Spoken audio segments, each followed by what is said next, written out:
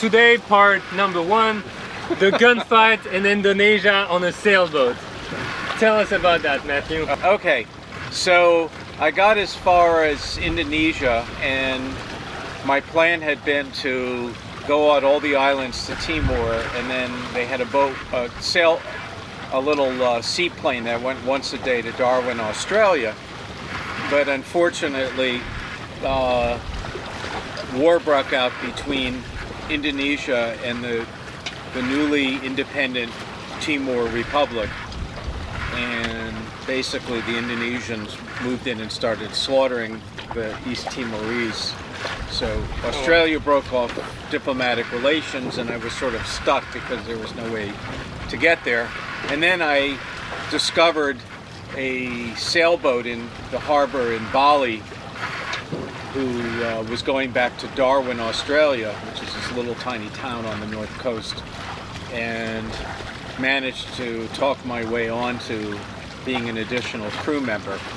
And this was about a 60-foot ferro cement boat, essentially concrete, that the owners had built themselves. Then a cyclone had hit Darwin the year before, and they put in for the insurance, saying it had been wiped out, which of course it hadn't been at all. And they were basically living off the insurance money that paid for their boat. So they were a bit of a hustler. It was the couple, and they, I think, either 4 or 5 kids. Maybe the oldest was 14 and downwards in age. There were some other people who were hitchhiking as crew, like me. There were 2 guys from Australia who I'd met before in Indonesia. Very nice. One was a photographer. Both were photographers. There was 2 kids, 2 pretty young guys, also I think Australian, who had gone as far as the Golden Triangle in northern Thailand. Oh, wow. And were on their way back. And then there was a Norwegian guy named Pele or something like that. The 2 young kids had purchased like a shopping bag full of really good marijuana while they were in Thailand. And the captain said, "Look, I don't really care about it, but you have to get rid of it before we get to Darwin, because I don't want to be responsible for importing, something illegal." So a fair number of the crew had been very busy throughout the trip trying to get rid of it very slowly.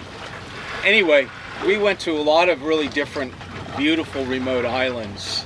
Some of them which were very underpopulated and had very little contact with the rest of Indonesia, some more so. And one of them was an island called Flores, which had very pretty. It had some volcanic lakes that had all this different colored waters in that we spent a couple of days exploring, and very small harbor.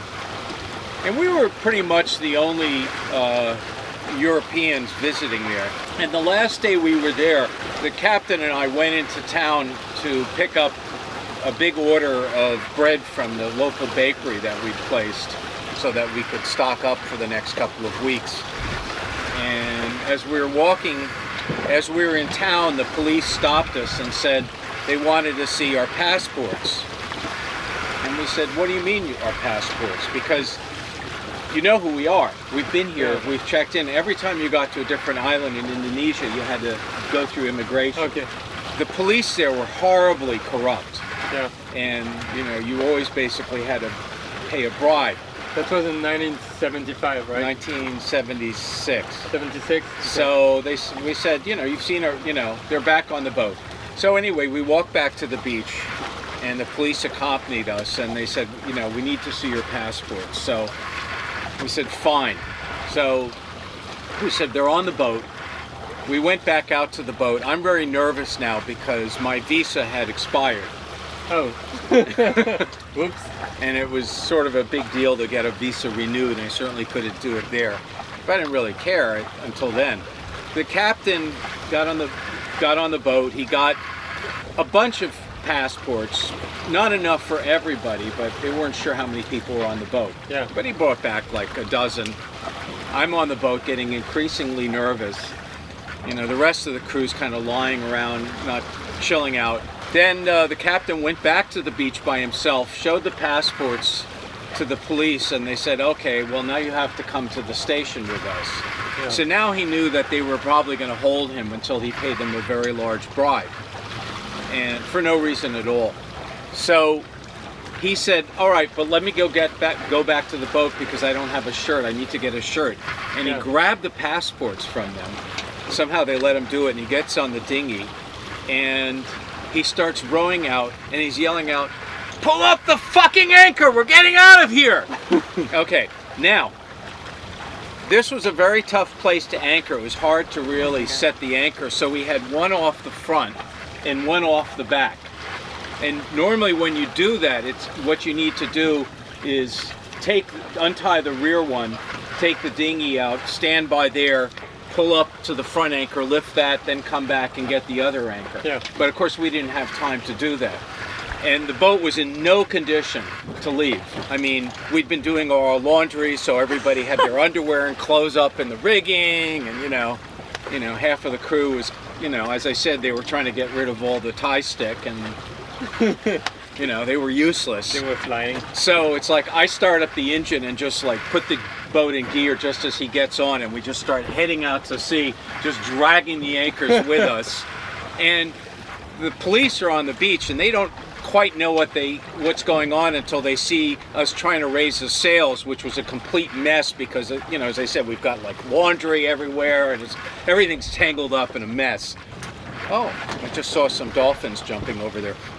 Anyway, and so I run up to the front and try to start untangling all the messes, and all of a sudden I hear something behind me go crack, crack, and I look in the water and I see zing, zing, these bullets going into the water. That's exactly what I said. Oh, shit. And I drop to the deck, and I'm lying on my stomach, and there's bullets going around us. And then all of a sudden I see the boat start veering off course, and I went, oh my God, the captain's been hit. So I went through the front hatch, slithered into that, came back to the cockpit to see what was going on. He hadn't been hit. The reason the boat was going off course is he dropped the wheel. He'd opened up one of the hatches here and reached in and taken out a machine gun, and he was squeezing off a round of bullets over the heads of the police. And the police had gotten some of the native people to row them out in canoes to try to catch up with us, And as soon as he started firing the guns, the police jumped into the water with their uniforms and guns and everything and swam to shore. And everybody else in the village on the shore was applauding us because they hated the cops too. And we headed out to sea, and we didn't land anywhere else for several days because we expected to see like the Indonesian Navy coming after us or something. Oh, but wow. we realized like it was just a shakedown, and they probably weren't going to tell anybody about it. But needless to say, we were like, so the weed was welcome then. oh yeah, yeah. So it's crazy. So that's the gunfight story. You didn't have any encounter after with the same police or a different one? No. No one knew about it. I don't think they told anyone. Too ashamed. Yeah. But that was the big gunfight. That's it for this episode. I hope you enjoyed it.